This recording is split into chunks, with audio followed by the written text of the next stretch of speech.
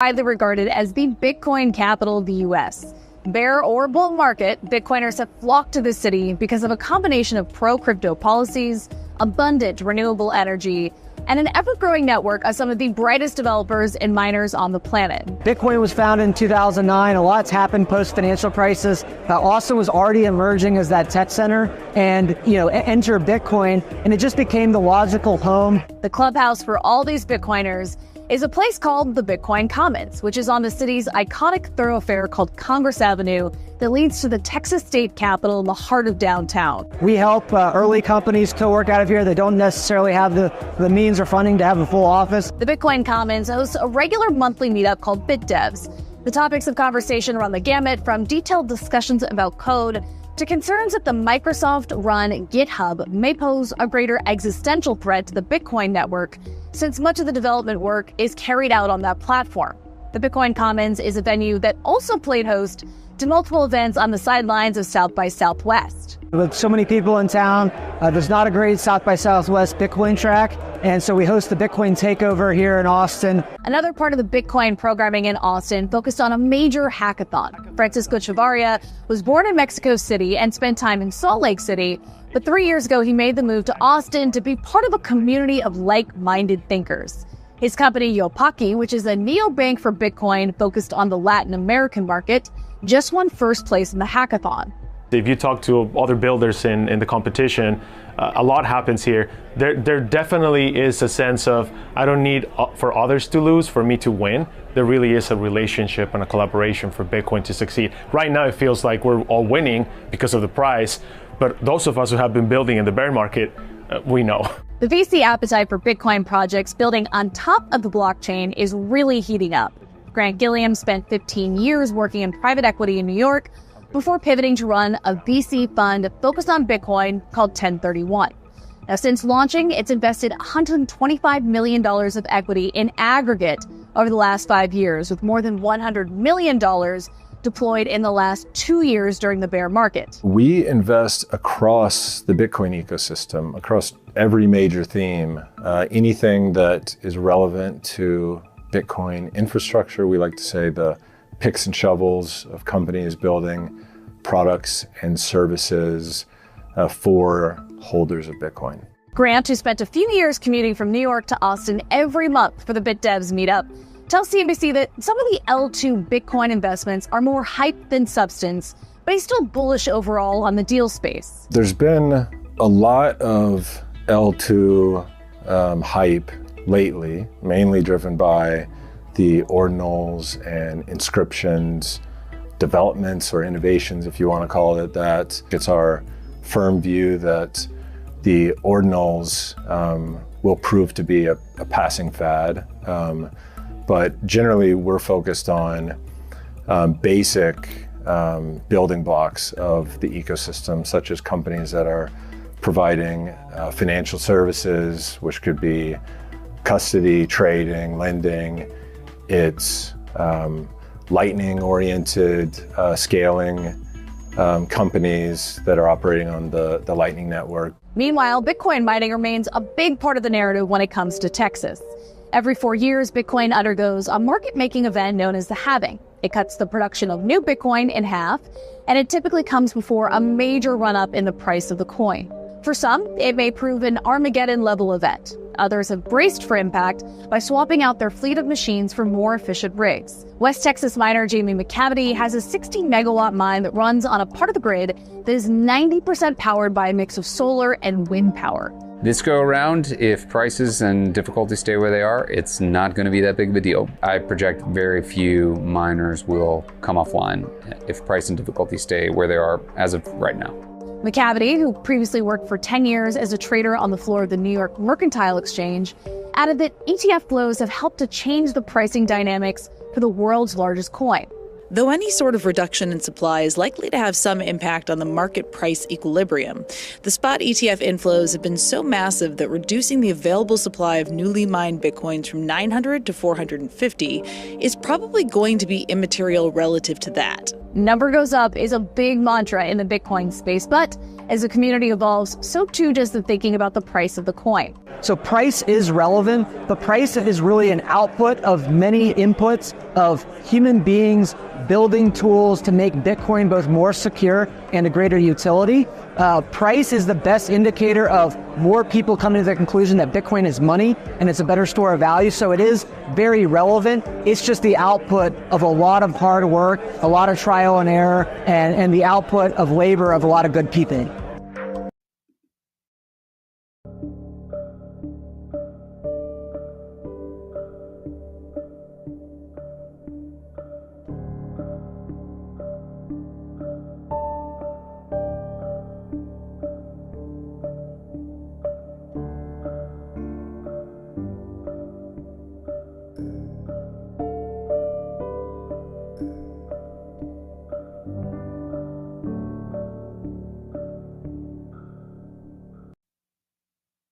Happy Bitcoin Monday, freaks. It's your host, Odell, here for another Citadel Dispatch, the interactive live show focused on actionable Bitcoin and freedom tech discussion. That long intro clip you either just saw or listened to was CNBC focused on Bitcoin takeover and Pleb Labs hackathon that happened 2 weeks ago in Austin. Vibes were high there. It was a great event. It was an honor to be a part of it. I was actually one of the judges who helped decide that Yopaki Francisco and his co-founder Carlos won that award, which I believe was a $10,000 prize. Really great to see. Yopaki's based out of Mexico.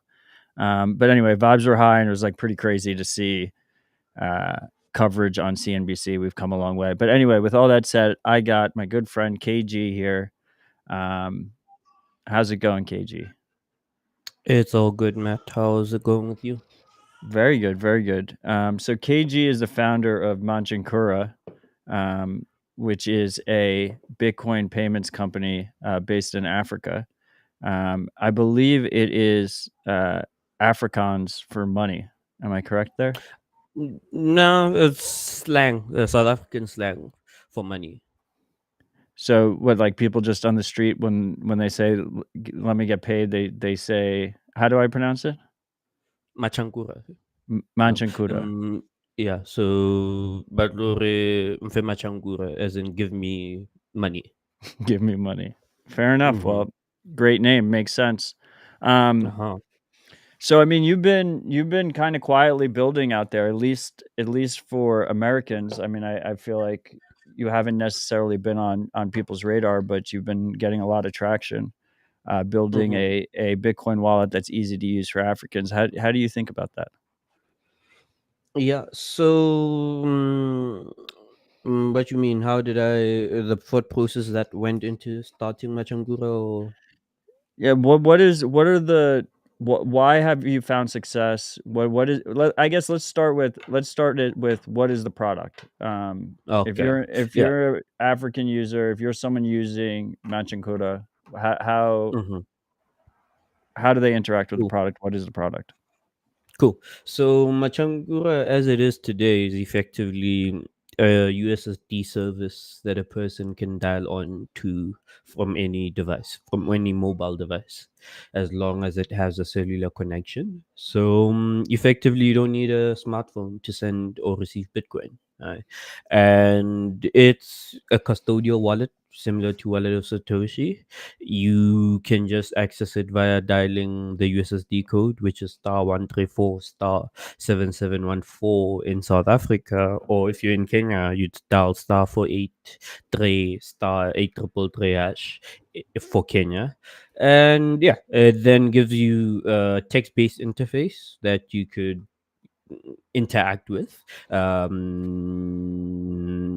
I usually explain it is like a decision tree, where the first few options will lead down more options and more options and more options. So the first few options are similar to what you would see on a normal wallet: send Bitcoin, receive Bitcoin, balance, history, and all of these other things. And then from there, whichever option you choose, you then get to see other options.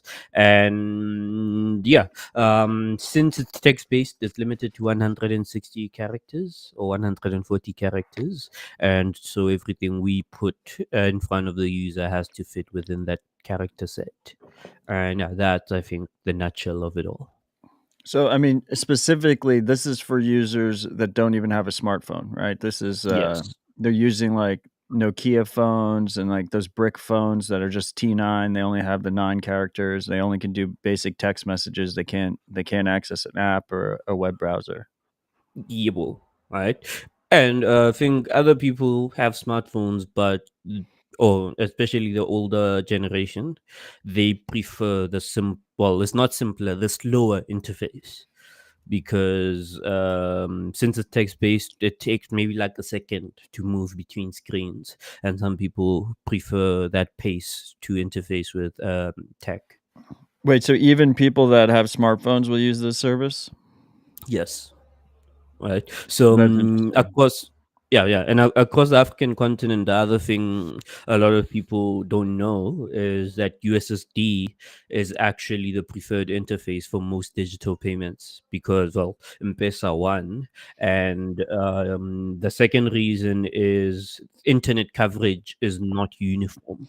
So you may be in an area like the city that does have good internet coverage, but then when you go to the township or the village or the farm, your internet coverage may not be as good as it is in the city. So a lot of people prefer USSD because they will know that it will be uniform. Okay, so I'm quite proud that Dispatch has a global audience. Mhm. You know, when you do podcasts, you get like this rough analytics. It's not like the best analytics in the world, but you can see where people download stuff. And every Mhm. continent in the world, there's ride or die freaks that listen to Dispatch. But we're primarily still an American focused show. Mhm. So I really want to. I was fortunate enough to get to meet you earlier this year, and we had So a was I. very in-depth conversations about everything you're building over there. But I want to make sure that people from America kind of understand, your perspective and what's going on. Mhm. So USSD, what is USSD? Yeah, so USSD has a meaning which I don't care much what the meaning is because it's too complicated. It's like universal supplementary something data, and it's effectively how you would start an SMS session between yourself and a service on a telecom. So some people, I think, when it started, it was like the WAP, a website, that didn't have pictures and everything could be ported to work on USSD as long as it would interface. All your inputs would be text based instead of clicks and stuff like that. Right. So, yeah, think about it like that.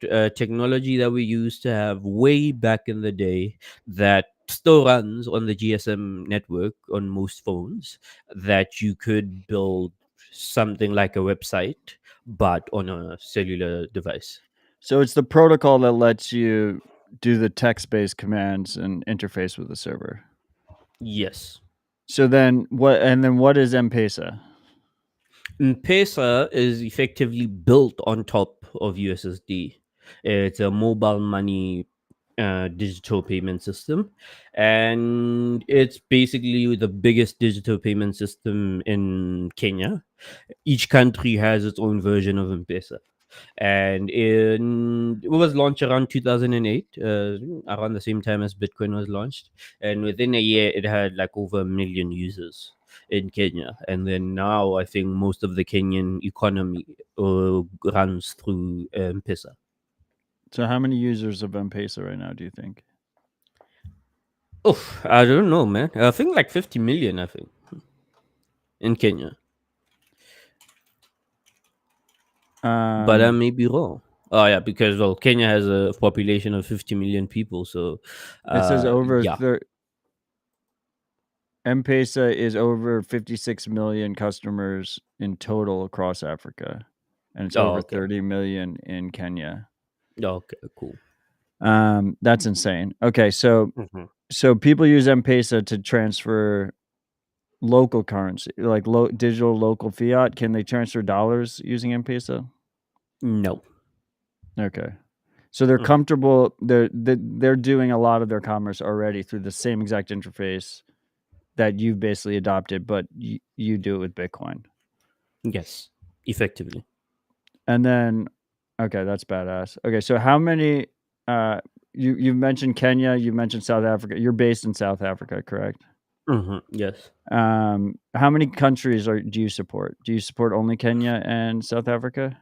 No, I'm in 8 countries. I think 8 countries: South Africa, Kenya, Namibia, Nigeria, Zambia, Uganda, and Malawi.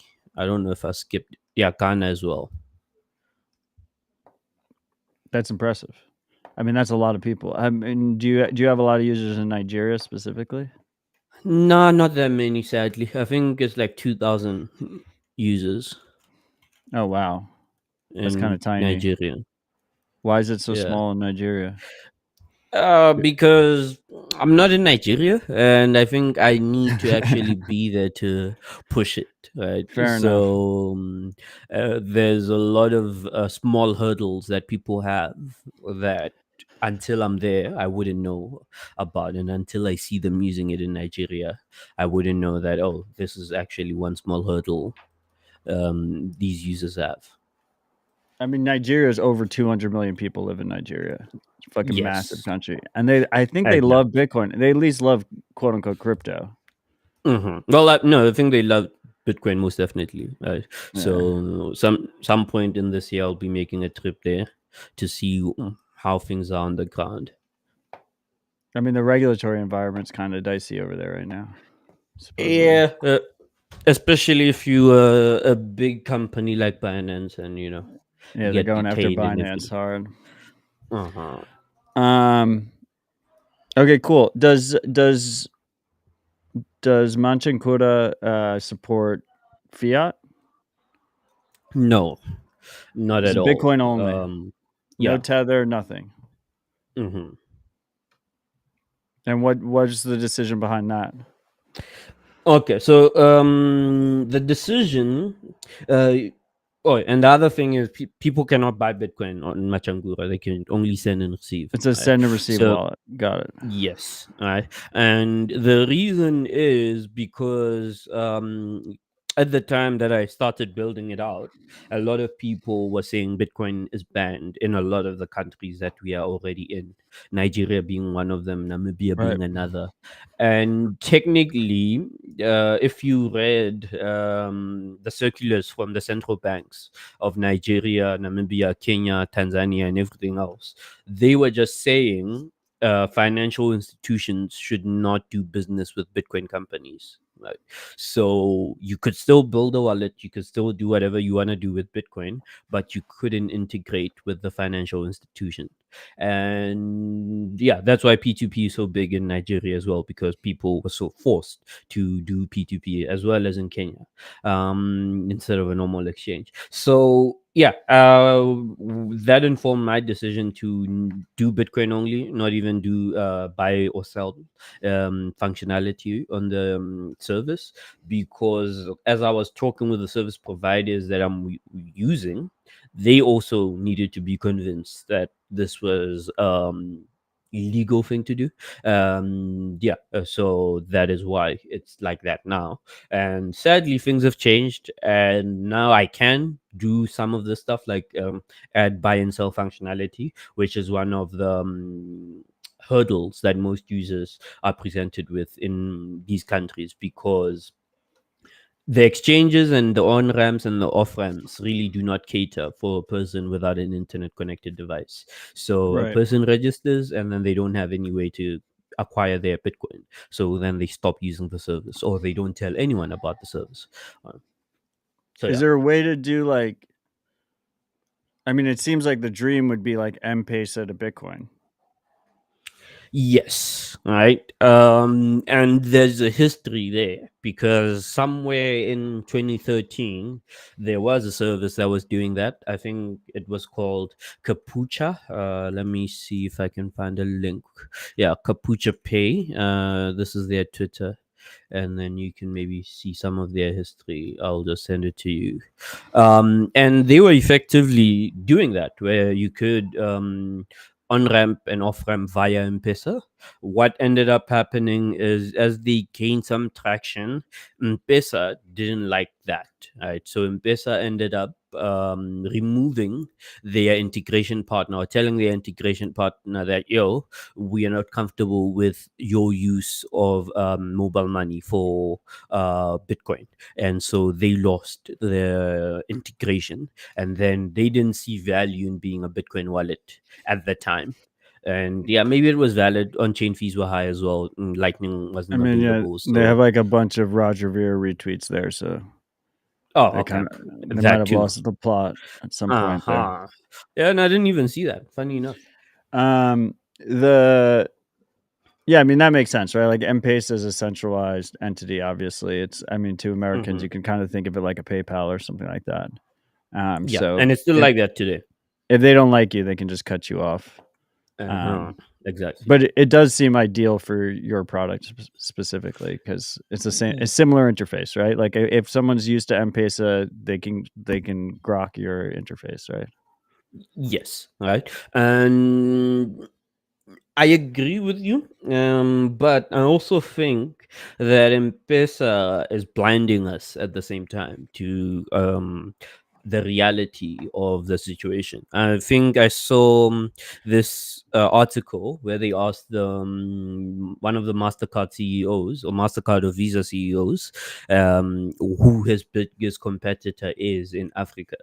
And he said it's cash. Right, because most of the African economy is still a cash-based economy. So I think the solution would be to build something that works quite well for cash on ramps and cash off So is that like ramps. cash points? Yes, right. And not necessarily ATMs, because I don't think the infrastructure is also there for ATMs. But yeah, Pesa work because they set up an agent network that is effectively a normal store. You walk into the store with your cash, and then you give them your cash, and then they credit your M-Pesa account. So what, And you give them cash and you give them your phone number, and then your account gets credit? Is that how it works? yes, exactly.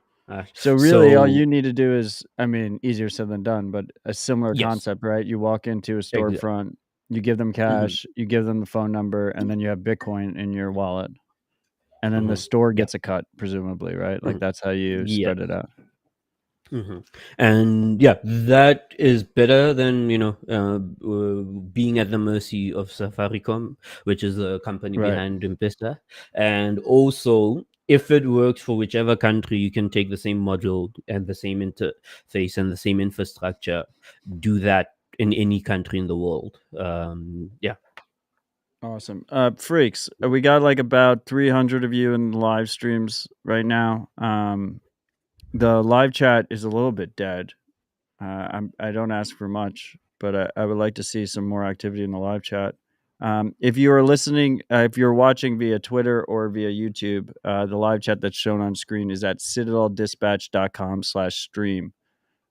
It uses Nostr. Bitcoin is integrated, so you can send zaps while you're watching. But you do not need to have a Nostr account or know what a Nostr account is. You just go to citadeldispatch.com/stream if you want to participate in the live chat. Okay, so is that what you're gonna? That's the plan. You're gonna roll that out. The At cash some points. point, yeah, at some point, we're gonna try to build something like that. Sorry, I'm just chuckling at the live chat. Mhm. Someone just. Well, who do we have here? We have Sean Kibler said, "Here's a chat. I'm not creative. Sorry, not sorry, but I appreciate you trying." Okay, well, if you guys have any questions for KG, feel free to put them in the live chat.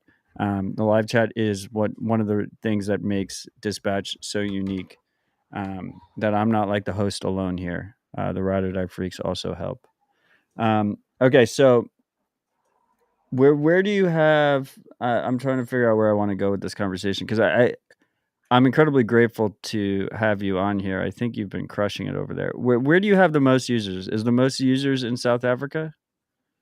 Yes, that is where the most users are, and that is where most integrations are. Right, I think we are now at 3,700 users in SA, and yeah, a person could Wait, effectively live in 3,700 users? no 3,700.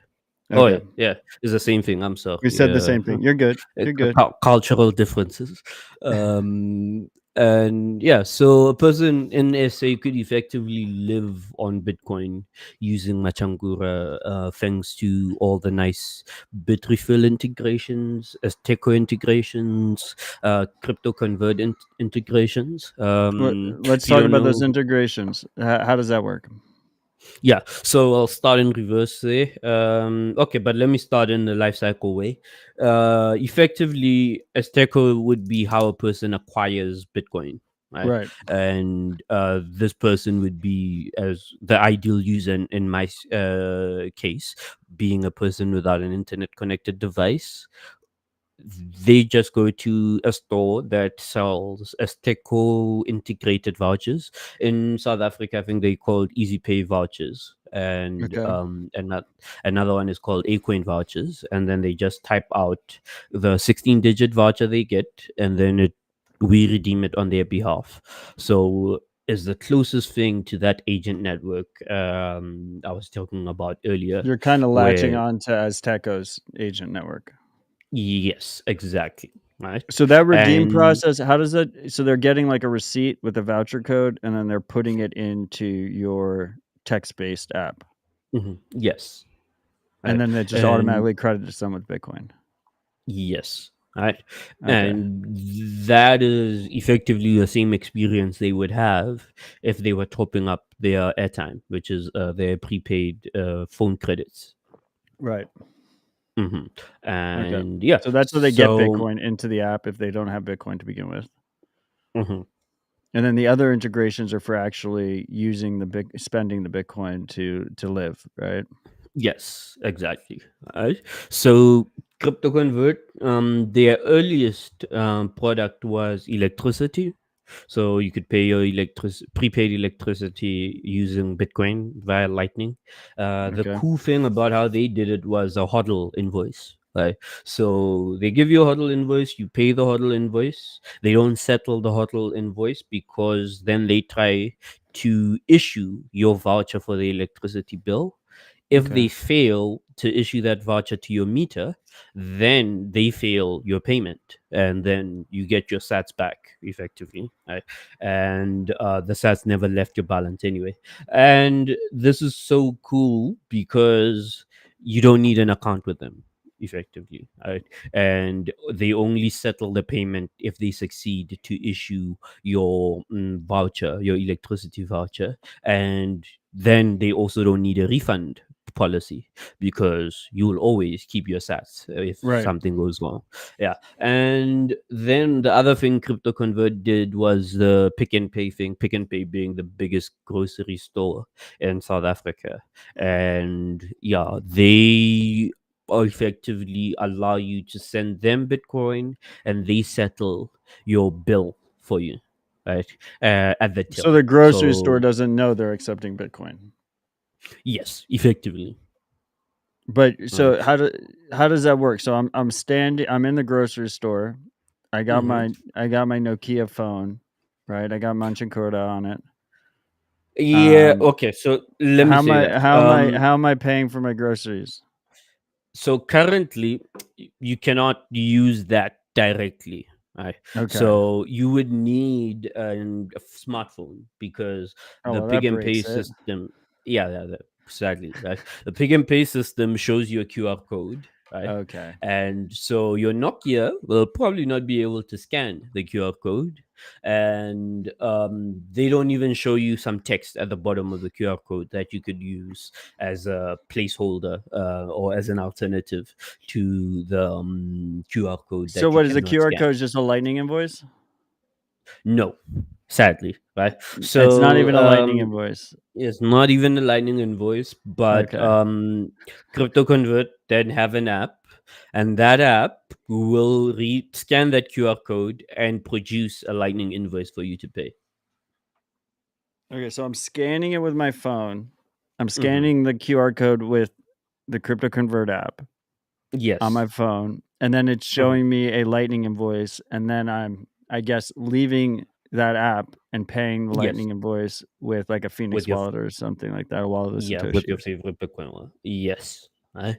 And yeah, effectively. We could also do Lightning invoices via WhatsApp because of the 160 character limit, right? So yeah, you can then copy that, put it in WhatsApp, and then it's the same interface but on WhatsApp. So the payment goes through, and then you get you to support post it. WhatsApp, Yes.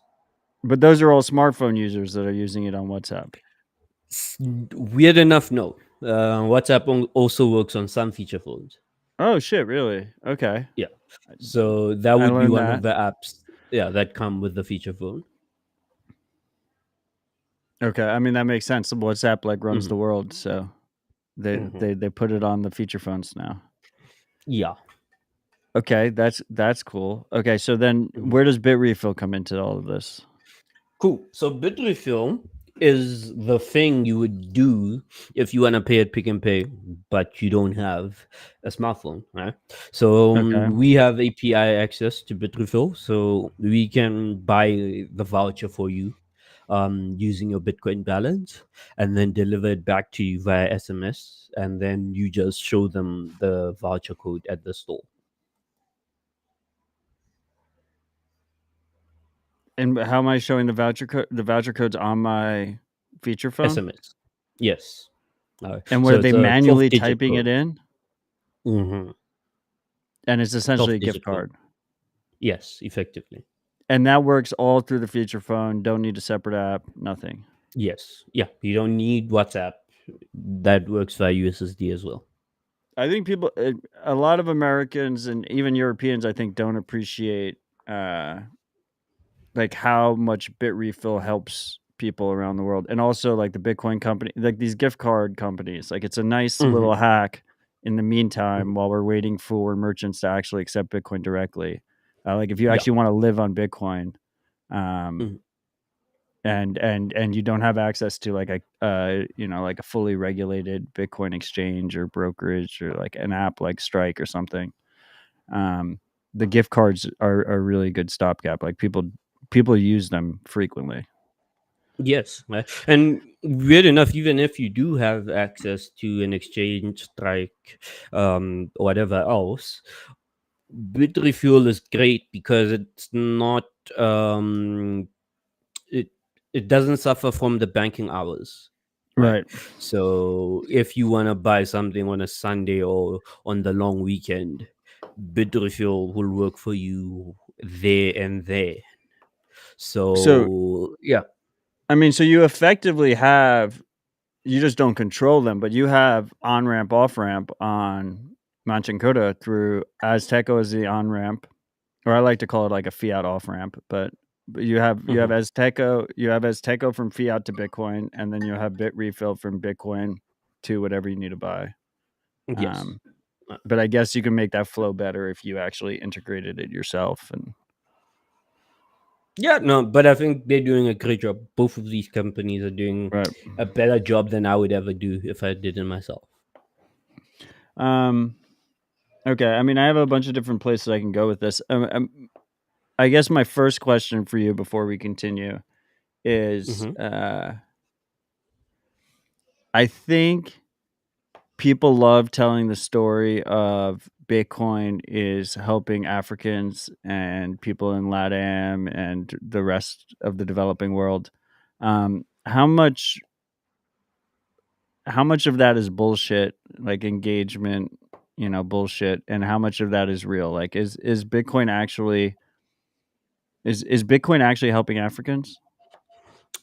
Yeah, so let me say this. It's funny because the cases where it's actually helping are not the ones that are mostly spoken about. Okay. And yeah, a lot of the times you think the beauty of Bitcoin is that how and most of the people that use it well don't broadcast it. Don't broadcast the fact that, oh, I'm actually doing this with Bitcoin. Right? So for Nigeria, one of the biggest use cases is importers use it to pay their Chinese suppliers, because there's capital controls that the banks have to adhere to, but they could easily just pay the supplier using Bitcoin, or get somebody who would pay the supplier in China, and they just send the Bitcoin, right? Right. And the other interesting thing is there's a lot of companies as well that are leaving the Nigerian market because of capital controls. These are big companies like Emirates, I think PNG as well, who effectively then have money stuck in Nigeria that they cannot get out because of capital controls. And Bitcoin is one of the ways that some of them have used to actually move money out of Nigeria. And yeah, so that is, I think one of the stories that is finally getting attention. And yeah, outside of that, there's smaller businesses that allow people to explore arbitrage opportunities between, the capital controls, P2P markets where people become traders and end up being rich because they are then, doing arbitrage off of that. And yeah, it's not a major use case, but yeah, I think there's a lot of examples of people who do that across the continent. The importers thing is super interesting. I mean, those people are, they're professionals essentially, right? Like they need to move money across borders. They're moving product and money across borders. That's super fascinating to me. So do you think are they using your app or? Nah, I don't think they're using my app, and I also don't think they are aware that they're even using Bitcoin, right? Because someone approaches them and says, "I know a guy," and then the guy takes care of the deal for them. So they're like giving the guy cash, and then the guy is handling it. Yes, exactly. And there might be a guy like that on the other side that's doing the same thing, receiving it and then paying out in cash. Right. And yeah, from what I've seen, these guys use Binance a lot. Right. And yeah, Trust Wallet and all of these different Trust Binance Wallet products. is Binance's self-custody wallet. Most popular self-custody wallet in the world. It's a piece of shit. Man. Horrible wallet. Does not work better. Well. We gotta do better. We gotta do better. Yes, we do have to do better. So like how I guess. So like what is missing? Like why? I mean, like I don't like. Okay, so you have like nearly 4,000 users in South Africa. How many users do you think you have across all the continent? It's over 13,000. Okay, 13,000 users. How do we grow that? Like why? Like how do we? Well, what is the biggest limiter to user growth in your opinion? Well, so this is what I've seen over the past almost 2 years now. The service has days where it goes viral, days where in one country over 1,000 people get onboarded, right?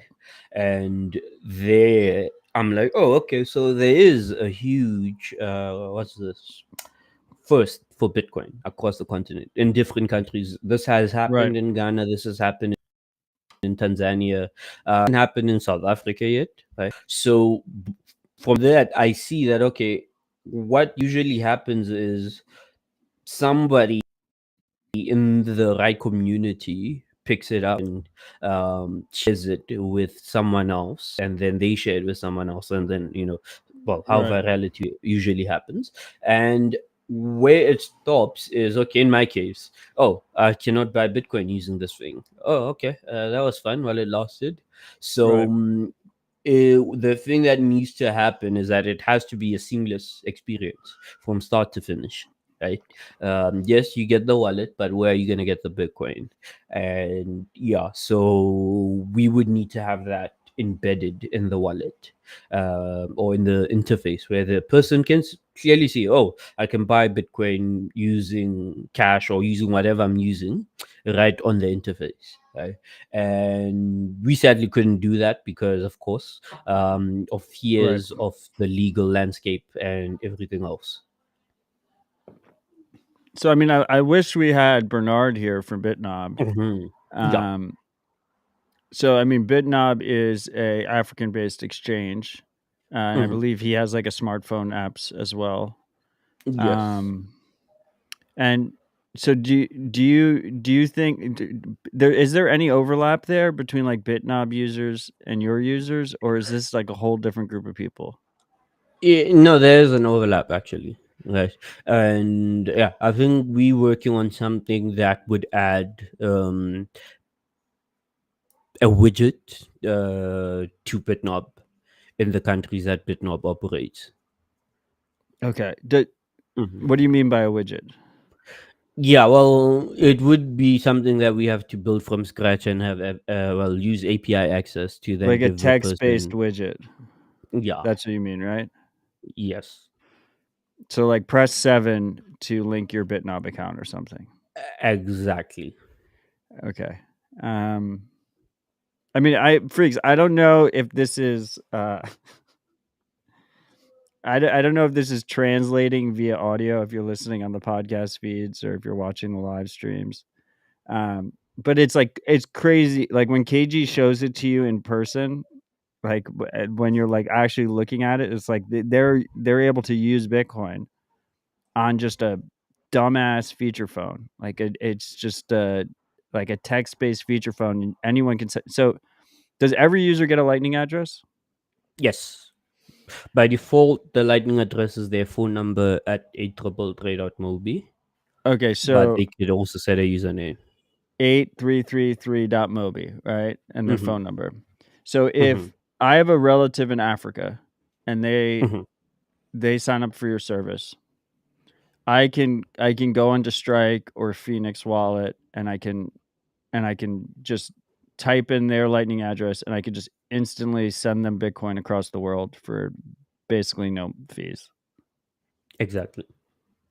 So do we have a lot of people using it for that? I mean, remittances has been a thing that people have been. Well, there's a few people trying to use it for that, Right. and outside of these people, I wouldn't know what a person is using it for. I just Right. see Bitcoin moving around, and yeah, it's like, okay, cool, this is happening. But like, is Bitcoin remittances a thing in Africa, or is that bullshit that white people in America and Europe just say that doesn't happen? It happens. If you go back to like the importer paying a Chinese supplier. Right. The other thing is somebody paying their kids tuition at Right. university or the country, right? So that is the opposite of remittance. But over the long term, the same student who has then graduated would be the one sending money back using Right. Bitcoin. It's still a cross-border payment. Yeah. I mean, I think like it should excel, and that should be the use case that it excels in. I mean, Yes. it's amazing to me that more people don't use it that way.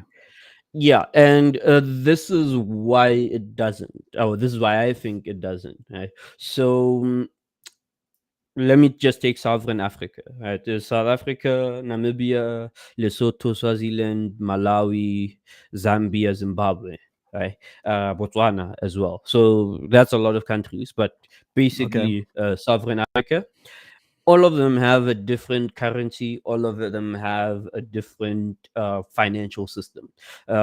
Three of them share a financial system. South Africa, Lesotho, and Namibia share, and Swaziland share South Africa's financial infrastructure.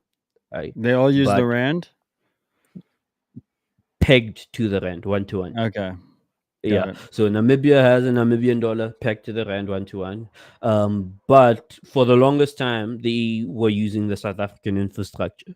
So I could send a payment directly to Namibia as if I'm sending it to a person in South Africa. Right. So as of last week, that's no longer the case.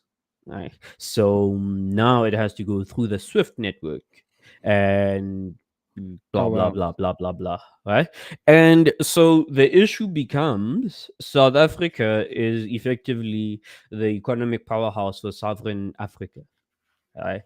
So the other countries don't have as many exchanges there as you would want and as you would need to do something like remittances using Bitcoin, right? Because where is the exchange in Namibia going to off ramp or on ramp if it needs to off ramp and on ramp? Where's the person Well, they who's receive receiving Bitcoin, right? Yes, right, and And now they have to then can they sell use Bitcoin. but they could use Bitrefill. They have the Bitrefill integration. Bitrefill is not big in Namibia. Okay. Bitrefill is big in South Africa, the economic powerhouse Right. of sovereign Africa. So they have no way to actually use the Bitcoin. No easy way. No easy way. There's always Yeah. when there's a will, there's a way. There's always a way. Yes. Yeah. Right. And it's by easy, I mean as easy as it would be in South Africa. Right. Yeah, so there is on ramp in Namibia, one called Landifa.com, Okay. but it's still, compared to the ones in South Africa, then you're like, okay, there's a lot of potential, but there's a lot of difference as well. And there, Malawi is even worse. I don't know of on ramp or off ramp focused on Malawi, and they also have capital controls. And Zambia, similar story. And then you move to Nigeria, I think it's West Africa, where Nigeria is the economic powerhouse and all of this Bitcoin attention is there. Right. But then not so much in the neighboring countries, not so much in Benin, not so much in Togo, right? So what you would want to do is effectively, what is this? Have as much Bitcoin companies in all these countries, in all these different regions, and not just the economic hubs. Right. So in East Right. Africa, Kenya would be the hub, and you could do all of these cool things in Kenya, but then not so much in Tanzania, not so much in Uganda. Right. Mhm. So I think that is one of the biggest blockers for why remittances has not been picking up in Africa. Yeah, I mean, I know like Strike is trying to provide access to as many African countries as possible, and it's it's a process. It's not Mhm. it's not as straightforward as one might hope. Yeah. Okay. What Yeah. about yeah, go on. So the weirdest thing is if you do set up or successfully set up an exchange or an off ramp or an on ramp in most of these countries, you Right. will usually end up with a problem where most people just want to buy Bitcoin and not too many people want to sell Bitcoin. Okay. Even in Africa. Because yeah, because obviously a lot of people would want to get rid of the Nigerian naira, right? Because before it all the loses currencies value. there are fucking shit. Yes, right. So there you would need to do a lot of interesting stuff and a lot of new stuff to actually get rid of your Bitcoin. Right. Man, get rid of your naira. Obviously, getting rid of your Bitcoin is easy enough to do, but then for the person who sets up the service and the exchange, you need to do a lot of cool new stuff to get rid of the naira. Because you end up Which with is a what ton of naira. Yes, which is what Bitnob does very well. If you ever do have a conversation with him, and he's comfortable sharing how they've built out their company, it would be one for the ages. Yeah, I've had I mean, Bernard is a fucking legend. I've had some really Mhm. great private off the record conversations with Bernard, but he has Mhm. not been on Dispatch yet. Yeah. Yeah, no, it is when currencies fail, man, is a kind of crazy phenomenon, and I think it's going to happen more and more. So what about Tether? Like, are people are Africans fly? So their currency is failing, right? And this is a story we've heard many times. And instead of going to Bitcoin, what is often heavily in demand is dollars. What do you see in terms of like Tether demand on the ground? Yeah, so let me start by saying for countries like Zimbabwe and Nigeria, yeah, the dollar has been used quite a lot in the economies, Right. but in South Africa, not so much.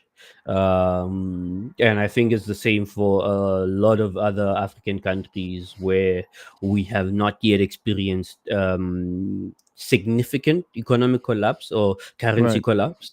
To the point where we would need to rush to the dollar. Yeah, so Egypt, I've heard, yeah, Egypt has a lot of demand for the dollar, but yeah, so it's like I think 50-50 across the continent, countries that have demand for the dollar. And Tether, I think, yes, Nigeria has a lot of demand, but not so much in South Africa, not so much in That's Namibia, interesting. Malawi, and yes, in Zim. But yeah, in Zim, I also don't think is that much too, because I don't think there's too many crypto companies working in Zimbabwe due to the sanctions. Okay. Hmm. That's quite Or interesting. tech companies for that matter. I mean, the what I hear is that like Binance just completely dominates Africa. That like Parts of Africa. yeah. I mean, like people are using it to get dollar exposure, right? Are they using it to gamble on shitcoins? Are they using it to buy Bitcoin? Like, Yeah, I I think gamble yeah, on go on. shitcoins is number one priority. Yeah, people like to Yeah, gamble. so I mean, one of my goals for this conversation is, Bitcoin's pumping. We got ETFs going on. We got the suits are here. The suits just discovered Bitcoin for the first time. But and it's a little bit of a meme, right? But like I'm in Bitcoin for the freedom. I mean, I would like to get wealthy at the same time. Good money should increase in purchasing power over time. But like to me, like I want Bitcoin to be as powerful of a tool for freedom as possible. And I want Africa to be more than just I want Africa, Latin America, like to be more than just a meme that gets you engagement on Twitter or something. Like I want it to actually be a powerful tool for freedom and empowerment on the continent. Like what are we what are we missing? Like why why hasn't it been more so? I don't know. Is that like a ridiculous question? no, it's a very valid question. So this is my observations, right? Right. What I've seen is obviously for it to happen, you'd need a lot of the young developers, the young people who are coming in to actually do it, right? Or you get the older developers in the space more experience to do it. So, and this is going to be a long answer. I'm sorry. Right? You're good. I So, like the long answers.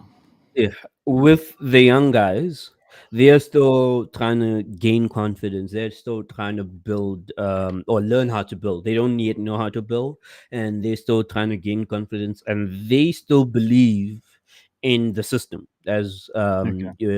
we were raised into it.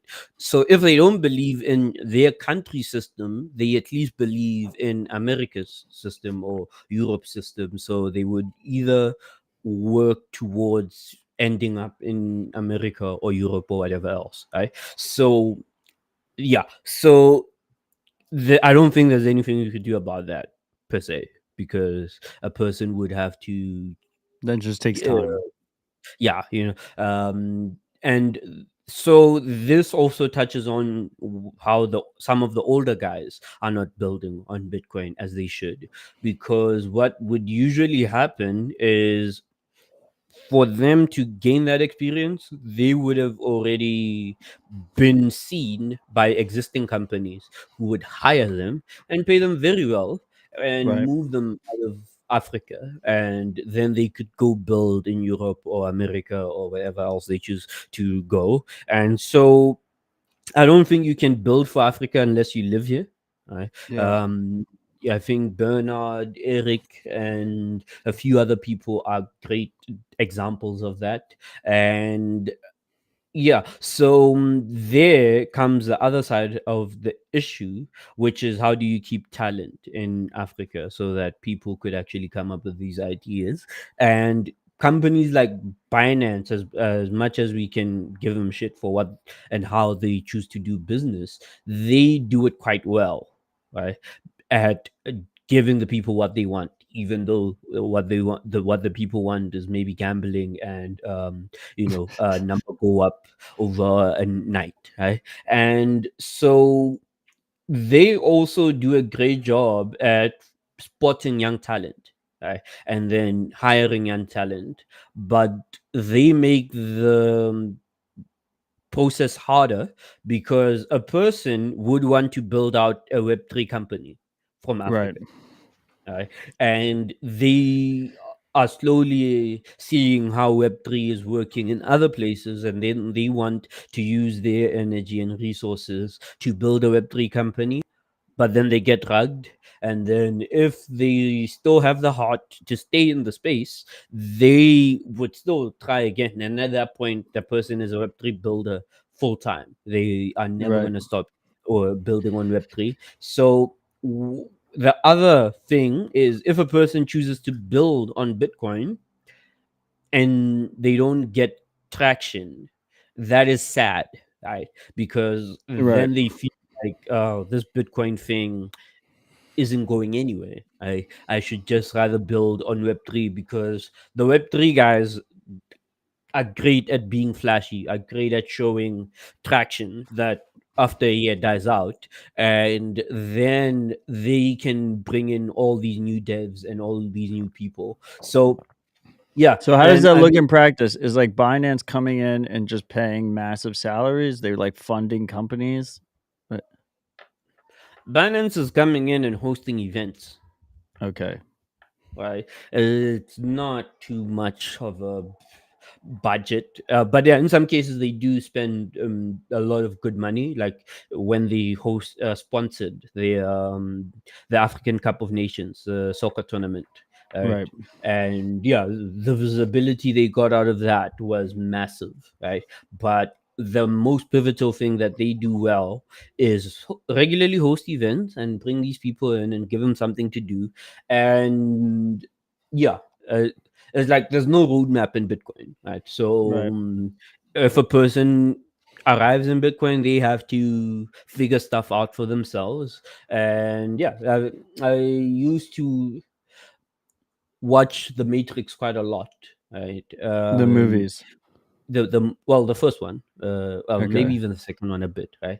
And yeah, the movies though. And the thing of a person unplugs from the matrix and there's a group of people there to fetch that person Right. and show them what the real world is and rehabilitate them and Right. train them. Yeah, so I think that is one of the missing things for Africa, right? Because in Africa is not just about Bitcoin, it's really you are a developer first and foremost, and you are getting paid however much you're getting paid. So how are you going to compete globally if you're Right. getting paid what's relevant to your country's salary? Right. Uh-huh. So yeah, let me talk to the kids a little bit because it seems like they're having fun. Give me 2 seconds. You got this. So while KG's gone, handling household matters, we love we're a family friendly show here at Dispatch. Grow your families. Dispatch is 100% audience funded. We do not have ads. We do not have sponsors. It is funded purely from donations from our amazing global audience. And you can support the show via Podcasting 2.0 apps like Fountain, Breeze, or in our live chat, which is citadeldispatch.com/stream. You can send zaps that way. Or by going to citadeldispatch.com/donate. All of our relevant links are at citadeldispatch.com. But I just want to thank everyone who continues to support the show. I had got some advice from a freak to put the top supporters since the previous dispatch on the bottom of the live stream. But our top supporters this week was God Family BTC with 123,000 sats. Thank you, sir. We have at Nitro Soil with 55,000 sats, Eric99, Ride or Die Freak with 50k sats, Pringle Stacks with 44k sats, and Mav21, who's the only one listed who did not donate via Podcasting 2.0. He donated through the live stream last time with 21,000 sats. So I'm going to list the top 5 on the bottom going forward during the live streams. I think that's a nice balance. And last but not least, I know Bitcoin's pumping. I know you guys are trying to accumulate as many sats as possible. If you cannot part ways with your sats, the easiest way to support the show is share it with friends and family. We're available on every single podcasting app. You just search Citadel Dispatch. We're on YouTube until we get banned. And then after that, you can find us on Noster. But anyway, KG, you're back. Hola. Let's pivot to your product specifically. So right now it's custodial. What do you and it's custodial and you don't have an app. I guess my first question for you is, are you going to release a smartphone app? Does that make any sense? What are your thoughts on that? Yes, it makes all the sense. Actually, a lot of users have asked for the app. So I've developed the app. It's on my laptop, but I don't feel like releasing it. Right? My reasons are there's already a lot of good apps, like Wallet of Satoshi, Blink, a lot of great custodial apps in this space, and I don't think I'd be adding any value by releasing one. So yeah, I will one day when I'm in the mood to do it, release the Machangura app. But yeah, so far I have not. There's been no in the mood rush. to do it. Yeah. So to the users though, the app is ready. Just know that the app is ready though.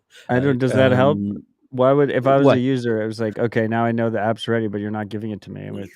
Isn't that worse? Comfort, man. It's comforting the heart.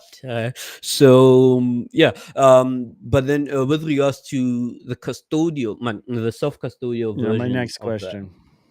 Right. Yeah. So, you want to say a question or should I? No, I mean that's my question. I mean, I think that's the elephant in the room, right? The elephant in the room is that it's custodial, and because it's custodial, you have two main risks. The first one is that users, have to trust you that you're not going to steal their money, and then the second risk is that you have more exposure to regulators because you're holding people's Bitcoin for them. So, how are you thinking about that? Yeah, cool. So the South African regulators have already started moving, by the way. So they've already put out some regulations that we have to adhere to, blah blah blah blah blah blah. But what we are then working on is the self-custodial version of the project. And the core of it all is that the SIM card is programmable. Right, the SIM card already does cryptography. The SIM card already stores a few private keys. So yeah, we're working on something here. Let me see. Oh yeah, has some good quality. So that's the chip, Java card chip. Oh, nice. Production is high quality. So that's a Java card chip that you can put on your normal SIM card. And once you put this on your normal SIM card, and it's kind of very thin. So let me see. Okay, cool. Oh yeah, so it's kind of very thin there. So yeah, you could program this in Java code if you know a lot of Java code projects in the space, like Spectre Java code, Right. Satoshi Chip. I don't know if what's this? Capsina is Java code as well, but I think they are maybe Java code based, and a few others. Status key card is Java code based project. So what I was thinking, I was like, yo, there's already all these healthy Java card projects that sign Bitcoin transactions and do all of these other cool stuff. Why don't we just build on top of them, right? And what we need to do is effectively, what's this? Create a UI, and the UI would be called a SIM toolkit applet. So depending on which network you're on or telecom you're using, if you have a SIM card in your phone, there will be something called a SIM toolkit applet Okay. already installed, which comes with the SIM card. Right? Not all telecoms deploy one, but most of them in South Africa and across the African continent do. So yeah, what we would need is to build that STK, which would become the UI of the wallet, and then create an interface that allows you to access blockchain data so that you know what you're signing and so that you know what your balance is, your Bitcoin balance is. So yeah, that would be the thing that we are building out now, and that's how we are getting started with the project. It's called Project Super Saiyan. If you don't know, I'm a huge Dragon Ball fan. Rest in peace, Akira Toriyama. Yeah, Yes. and yeah. Wait, so this is a separate, so I have my SIM card already, right? It's in my Mm-hmm, Nokia. mm-hmm, I have to take this Java card, and is it mm-hmm. like is it a sticker, or do I just like I place it on there as I stick my SIM card in? Is that what's going on? Yes, it is something like a sticker. Right? So as long as you put it there, right, put it on top of your normal SIM card, and And then I stick it that's back how in my thin it phone. is. Yeah, and then you put it back in your phone. Now your phone has another SIM toolkit applet on top of your network's normal SIM toolkit applet. And so like that acts as like a hardware wallet in my feature phone. Yes, effectively. And so then users will self custody to that in the future, Yeah. hopefully. And I guess so then I have two questions for you. The first one is, I mean, with on-chain fees, right now we're seeing high priority is 42 sats per byte. There's 130,000 transactions unconfirmed. Mm-hmm. On-chain fees have they will probably increase with adoption. That is my expectation. That's should be the expectation. Block space is scarce. Mm-hmm. So I guess there's going to have to be like a flow, right? Where they like are custodial until a certain balance is reached, and then it migrates to self custody or something like that. How do you think about that? Oh, you want a short answer or a long answer? And long answer. Okay, cool. So let me start with with the short answer. So the short answer is I think you could do Lightning on Java card, right? So Really? yeah, at some point you will have Lightning on Java card, right? So So they'll have then like a lightning channel. They'll have like an actual sovereign lightning channel. yes. So if you look at what the guys at Phoenix are doing, the Yeah. architecture they have, for me, it's some genius stuff, right? Because the node that runs on your phone is lightweight. It does very little. It just validates that the on-chain stuff between your phone and the async node is Right. valid, and The that's it. LSP. And Yep. yeah, right. And then when it pays a Lightning invoice, it just passes the invoice on to the what's the word I'm looking for? LSP, and then the LSP, the trampoline node, makes the payment. Right. Cool. And if that's all the SIM card has to do, yeah, the SIM card could do that. So yeah. So how That's I cool. see it is, yeah, once we have on chain working, we can start working on Lightning. Right. And yeah, then the longer version of the answer is I think the economics are going to change. Right. So ultimately, we're gonna see incomes level out across countries or across people who use Bitcoin on a daily versus locals and whatever else. So a person who uses Bitcoin would have the average global income Right.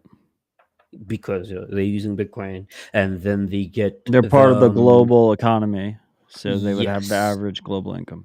Yeah. Yes, right. So if the average person in this global economy can afford to use Bitcoin on chain, these people, or my users, would also afford over the long term, right? Right. And then, yeah, um, I feel like, okay, cool. As a savings tool, on chain would always work, and Yeah. so yeah, just give a person the technical option to make an on-chain transaction. Right. Mhm. That's interesting. So If you're you like Mhm. you're thinking like Phoenix Wallet on a feature phone. Basically. That's cool. Mhm. I mean, if you could pull that off, that'd be pretty awesome. I mean, you gotta. The cool thing about that is you could.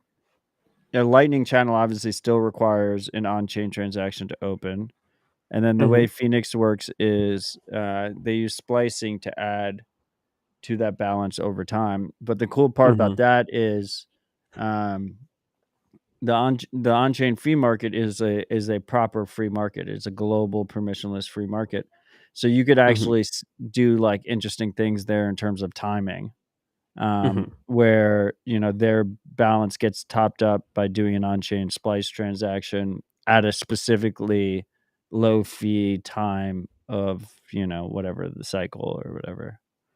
Mhm. There's a lot of cool things that could be done there. Yeah. That's awesome. So I mean, let me pull us back real quick. We were talking about like community, we were talking about events. Bitcoin Ekasi has been making waves on the internet and in South Africa. Mhm. How do you view Bitcoin Ekasi? Like, are you very involved with that? Or I mean, that's like a local community in South Africa, I believe. Yeah. How involved am I there? Like, I think last year I was, or the year before last, I paid them a visit at least once every 3 months over the full course of a year. Right?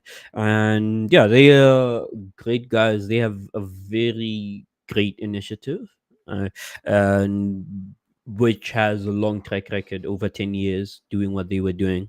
And yeah, I grew up in the township, so Oh I wow. know some of the challenges that they are trying to solve for. And I think as the years pass, doing what they're doing gets harder in the township because of what's the word I'm looking for? Um, just yeah, I don't have a word for it now, but things are definitely getting harder, and they have a great approach. Just give and well, it started out with Are just you saying like the economic burden stuff in the town is getting worse in terms of like people's economic status or yes, but I regulatory, think or is it no. Oh, I think it's more of a mental thing, right? okay? So people have an expectation that the government is going to do something about it, Right. about the situation, right? So as much as they are able and talented and skilled and whatever else, they don't take the initiative to fix some of the issues that they are facing because they have the expectation that they're gonna the government is gonna do something about it. I think one of the things that highlight this is the shacks, the shacks that Bitcoin Ekasi paints Right. or with company logos, right? If you look at the pictures over time, what you will see is that there's more and more shacks over time. Right. Right. So and we had the Machangura logo painted on one of the shacks.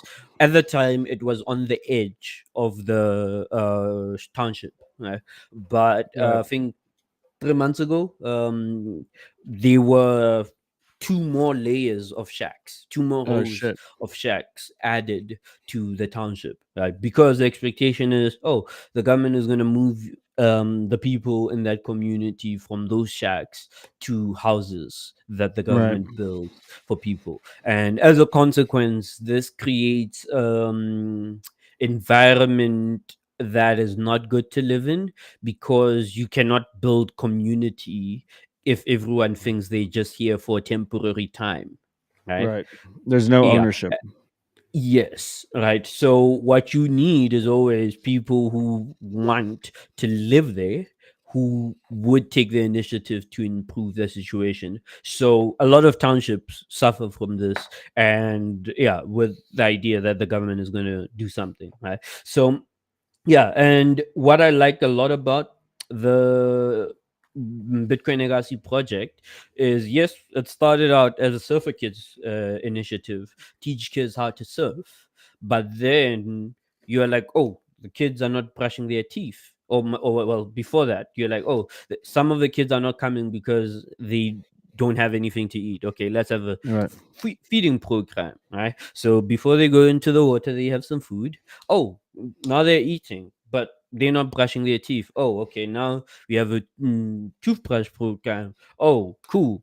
Now they're here, but if they're here, who's helping them with homework? Okay, cool. Let's have a homework program and so on and so forth. So yeah, and I think it's also great how their adoption of Bitcoin has helped them.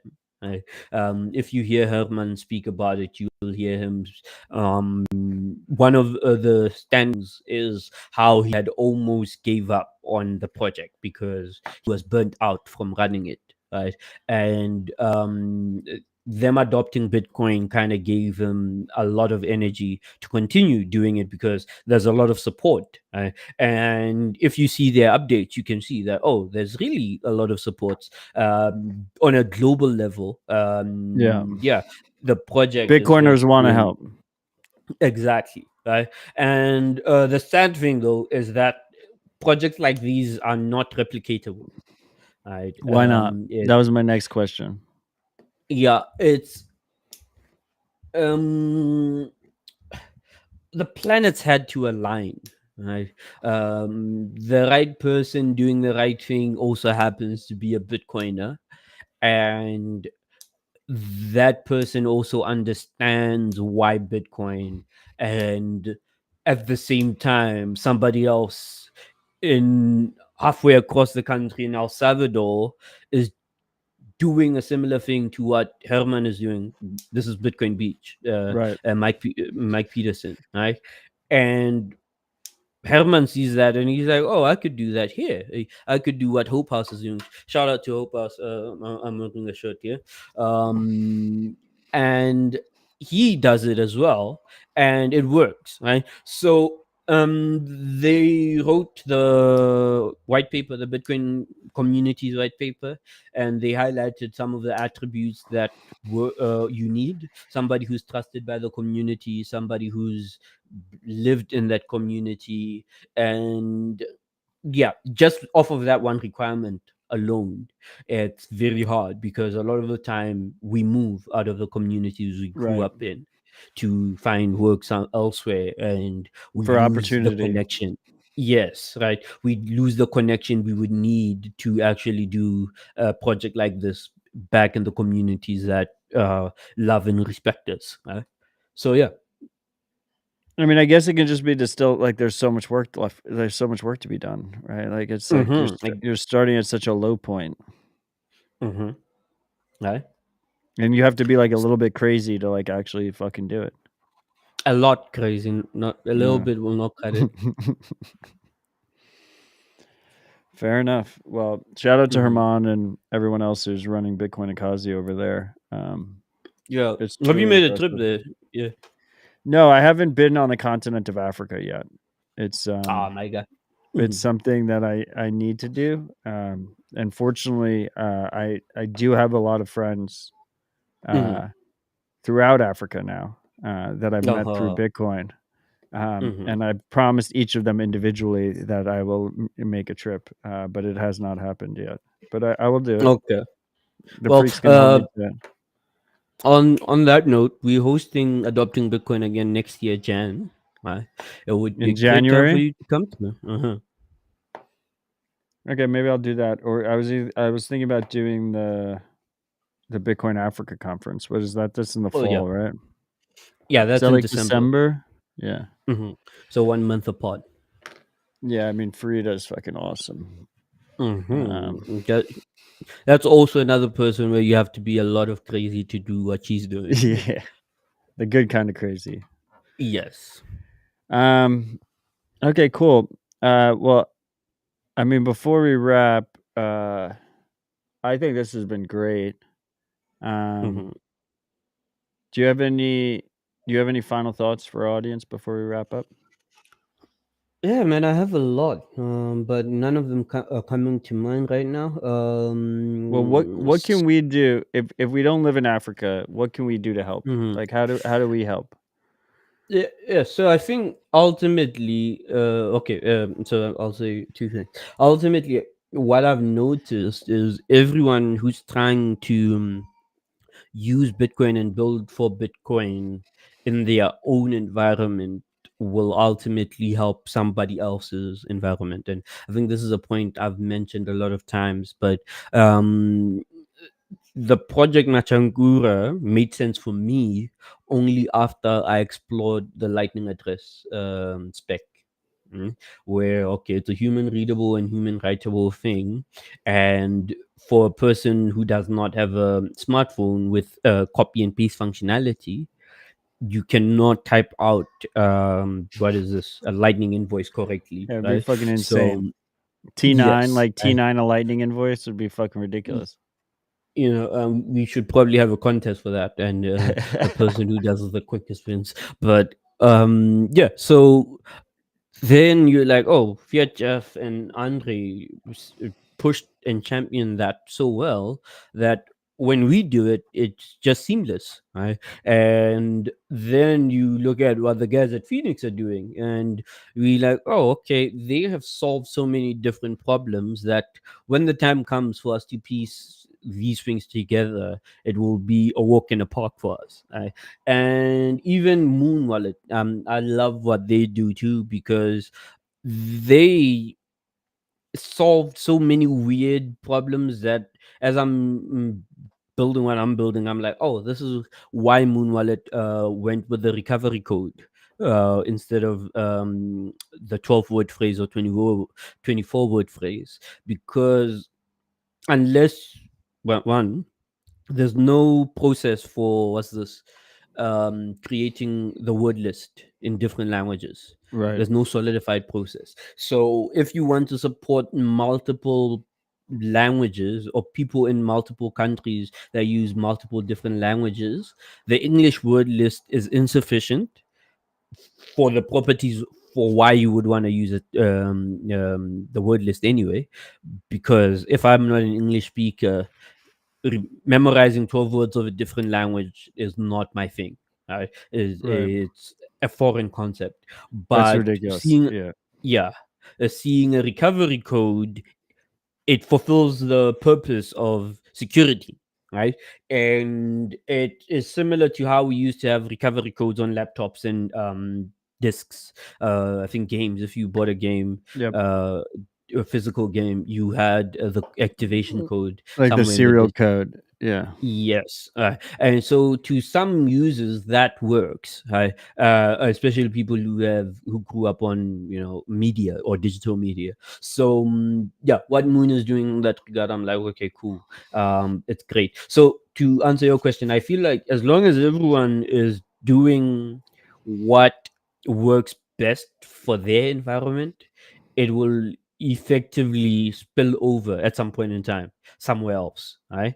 And the other thing is, for me, I mean, continue. Okay, no, but you can make your comment. I mean, to me, that's the cool part about Bitcoin, right? Is that it's this interoperable, permissionless global network. and it's almost like a shared equity, right? Like if you own Bitcoin, the asset, it's like we all share equity in like this, almost like a startup equity. Yeah. And anything we do, and a lot of times it's out of greed too. It's not out of benevolence. You don't have to be like a charitable person, but Mhm. you know, like if Strike benefits from something, or if CoinKite benefits from something, or Unchained Capital benefits from something, then Machankura in Africa benefits from it as well at the same time, which is like a crazy concept. Like I feel Yeah. like people just don't really appreciate that. Also, though, I think it's a little bit of a cop out. Like I'm not gonna like just sit here and be like, oh, like I'm helping Africa because I'm a greedy Bitcoiner that's just improving my own products. Well, yeah. Okay. Well, otherwise, But thank until you. you, yeah. But the other side of it is, if you do want to help, you have to make that trip to Africa, I know. whichever I country gotta. you prefer. Fair enough. Yeah, and whatever country you go to, you will see something that you could contribute towards. And yeah, and you could use Bitcoin for that as well, right? But Right. the other Yeah. No. remark, We need to be on the ground. Like yes, you can't see the shit from the internet, mhm, or like yeah, whatever, exactly, video, audio. uh-huh. Right. And the other remark is, for me, I think there will be a day where 1 million new people use Bitcoin for the first time. Right. And yeah, so I don't think a lot of companies in the space are ready for that day. I don't think they're set up correctly for that day. So, When you said a million, you mean a billion, right? no, in a day, a billion, I'm not sure could happen, right? But I like your thinking, right? So even on that day where the billion used Bitcoin for the first time, Yeah, we we couldn't handle definitely a need to million new do it. users. Right now, we probably couldn't handle a million new users in a single day. Yes, yeah, That's pretty like crazy. Yeah. so Coinbase is definitely gonna freeze for a few hours on that day. So what is the other companies doing to correct that, right? And yeah, I grew up on rap music, by the way, and I feel like Bitcoin is gonna follow the same trajectory as hip hop or rap did, with regards to popularity on a global scale. But what needs to happen is the people who love the art would have to figure out the things that they need to figure out, so that when it becomes a globally loved and commercialized thing, it's not by outsiders, it's actually by people who've been participating and who've been who do understand why Bitcoin, or why hip hop, or why whatever else, right? So yeah, at this point I don't think we are ready, and if it does happen, it would be sad, especially with regards to what's happening with ETFs now. There's a lot of new people who are learning about Bitcoin, or Right. using Bitcoin for the first time through the ETFs. And some of these people may never move away from the ETFs unless, a lot of more work is being done. So yeah, Do you that's think what I think. owning the Bitcoin ETF is using Bitcoin? Hell no. Okay. Right? Yeah. So, but I know for a lot of people, the price action is satisfactory. Right. hmm Um. But Yeah, help on who? it's a Bitcoin IOU with you get price exposure for it. Yeah, Yeah, I mean but the Robinhood. suits are here. The suits are hmm here, um I don't know if they'll ever stop being suits. They'll probably just continue being suits. So KG, hmm I mean, also before we wrap up, I have another way of framing the question. Um, hmm so I do a bunch of different things in the Bitcoin space, but like where a lot of my time has recently been focused is on 1031, which is like the venture side. We're the largest venture fund in the world. We support startups, including BitNob, um, with equity funding. Right, we invest, they give us equity. And OpenSats, which is a 501c3 nonprofit. No strings attached grants. OpenSats right now has over 100 grants outstanding. We send out over $500,000 worth of Bitcoin a month, in Bitcoin, no strings attached. Fucking insane. I still can't believe it's real. I'm so proud of our team over at OpenSats, and I'm so grateful to the people who donate and support OpenSats. What can we?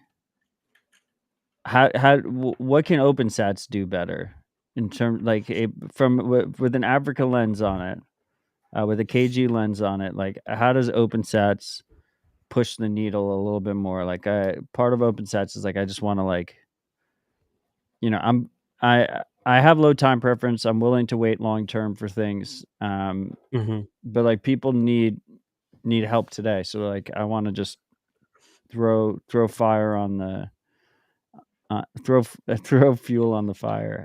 What does OpenSats? How can OpenSats do better? Yeah. So, from what I've seen, I think OpenSats is doing great, right? I don't know that you guys were paying out $500,000 a month, and yeah, I think some things like that should probably be on the website. Like, that should be the first thing I We see. have a year in review blog post that like kind of has a nice chart that shows it. Okay, yeah. The long-term support for the scale is fucking crazy. I mean, look, I agree. We should do better with messaging. I think our biggest issue is, so I think a mutual friend of ours is Femi. And Femi got a little bit upset with me. He's like, why don't you support more? Why doesn't OpenSats? So OpenSats is bigger than me by design. Like, that's the point. Yeah. There's 9 board members, and for a grant to be paid out, we need 5 of 9 board to vote, and that's to limit corruption. None of the board members get paid. I do not get paid for OpenSats. And we have grant recipients around the world. I think on every continent at this point, except for Antarctica, because no one lives on Antarctica. And now. Femi said to me, for now, Femi said to me, why don't you support more Africans? And the single biggest issue is we just don't have as many Africans apply. Like, opensats.org/apply. We just don't get the applications to begin with. It has nothing to do with, like, we can't review an application that has never been submitted. Yeah. So I think I hear you on that point. And I think on the other side, I think there's cultural differences, right? I think a lot of the African developers have a lot of catching up to do with regards to open source development, first and foremost. Right? And so, going back to what I was saying earlier, on the point of you an African developer and you not getting paid as much as you should be getting paid on the global level, until a person breaks out of that, right? They are not in a position to do open source development. Right. The only reason I was able to start working on Bitcoin stuff is because I started working as a researcher at the CSIR, and I didn't like the researcher's salary as compared to what a software developer was getting paid in South Africa. So I moved to AWS and got paid relatively well and could save money. And I had already discovered Bitcoin, so I was saving at least 10% of my income in Bitcoin. And from 2019 to 2020, Bitcoin price movement almost 10x, or to 2021 actually. So by the time that I left my job at the end of 2021 or 2020, because I'm bad with time due to the lockdown, I had saved almost a year's worth of income in Bitcoin. Because Bitcoin's value increased off of 10% of saving 10% of my income, it became almost a year's worth of income in savings. So I could then experiment with Exonumia, with Machangura, and a few other projects. So I don't think at this point there's a lot that anyone else outside of Africa could do to speed up that process, because Right. this is things that and there's a lot of devs that are working at a lot of African companies that are looking for a way out, right? And making that commitment is really crazy. Like, even for me, when I Yep. started saving in Bitcoin, it was during a dip, right? And I wasn't even sure that if Bitcoin's price was gonna ever go back to what it was in 2017, the peak that I saw, because Right. everyone believes in the things that they have seen. So yeah, I think it's going to take a lot of time, but as time goes by, what we will see is a few more developers pop up in the space, right? But that requires a lot of work, similar to what the Bitcoin datas are doing in Kenya, right? With their initiatives to just get women brought in to Bitcoin. It creates a certain visibility that maybe one day Bitcoin data will be the developer pipeline for Bitcoin in Africa, right? As they get more comfortable with the topic of Bitcoin and they start also building their own things, because I don't think you Right. have to be a developer to build a tech company, but they don't have that type of confidence to actually start, right? So yeah, I think we just have to be patient in some regards, because of course we cannot um, force something that's not yet there, unless you want to go poach the Web3 developers across the continent and say, yo, I'll give you this much for you to stop doing Right. Web3. There are no shortcuts. Yeah. Fair enough. Well, KG, I want to thank you again for joining us. I thought this conversation was fucking awesome. Mhm. I hope the freaks enjoyed it as well. If you did enjoy it, definitely leave a comment in your favorite podcasting 2.0 app. I do read them all. You'd be surprised. I see all of your comments. So if you're out there and you're enjoying the show, you're not liking the show, I see those comments too. Feel free to put a comment in the show. KG, you have my contact information. If anything I can do to help provide feedback, advice, never hesitate to reach out. You're not bothering me. I appreciate Most you and definitely. I enjoy our friendship, and I'm happy to help where I can. To help where I can. Thank you very much Yeah. for having me. Thanks for joining. I was, this is a new thing that I've been thinking about. Like, I would love in, like 3-4 months, if we can do bring it back on. Like, where do we stand 4 months in the future? I mean, who knows what the Bitcoin price is? Who knows what Suits will be doing at that point? And it'd be cool to do like regular updates, right? And they could be shorter episodes or shorter conversations. But I would love to have you back on and catch up. Maybe we'll bring Bernard on for that one. Most definitely. That'd I'd be be awesome. happy. And freaks, I have a crazy week scheduled for us all. Wednesday, we have the Noster Illuminati joining us. I have Pablo Fiat Chaff, Hodlbod, Mike Dilger of Gossip Protocol to talk about Noster. That's on Wednesday, same time as this rip, 1700 UTC. And then on Tuesday of next week, I got the CEO of Async of Phoenix Wallet coming on, Pierre Marie. So we'll be talking Phoenix Wallet next Tuesday, not tomorrow, next Tuesday at 1700 UTC. I expect the live chat to be ripping for both of those conversations. Huge shout out to the freaks who joined us in the live chat. You guys make this special. And huge shout out to all the freaks who continue to support the show, whether that's through subscribing, leaving a review, sharing with friends and family, or sending your precious sats to support the costs that go to this show. It's literally just a one-man operation. People don't believe it. I have no producer. All this shit is just Odell putting things together. It's just me. But so thank you, freaks. Thank you, KG. I appreciate you. Have a great rest of your Monday. I hope your week is amazing, and I'm sure we'll talk soon. Alola, Matt. Thank you for having me. Enjoy the Cheers. week.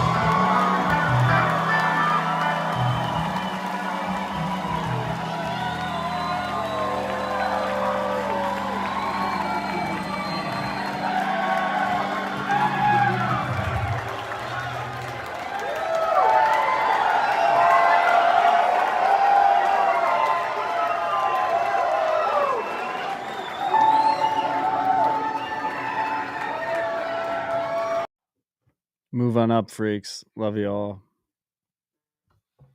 Let's live life without permission.